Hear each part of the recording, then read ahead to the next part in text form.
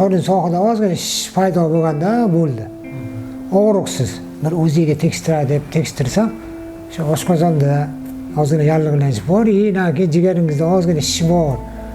U tufan dimlanish hisobiga deb shuni deyishdi. Turkiyaga borishni taklif qilishdi. Turkiyada ham mutaxassislar yaxshi ehtiyot borsani deyishdi. Mayli deb Turkiyaga borib 18 ga davolanib keldim. Kimyoterapiya derkan bir kurs olib keldim u yerda. O'zimiz mutaxassislar ham zo'r ekan, ulardan qolishmas ekan. Kateter qo'yishmi, olishmi, digar sohalarga nima kerak bo'lsa, o'tfa deysizmi, oshqozon deysizmi, hamma soha bo'yicha mutaxassislarimiz zo'r ekan. Biz endi bunaqaga ishimiz tushmaganligi uchun o'sha uzoq joylarga ketib borib keldik. Mayli, bu yerda yaxshi qarashyapti. Men ikkinchi kurs oldim bu yerda.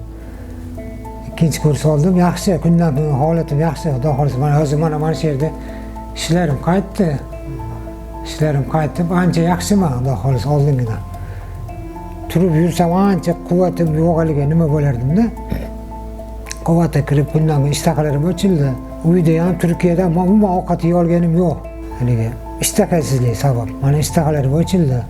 Xudoga shukr, yomon emas, kundan kunga yaxshi bo'lyapman.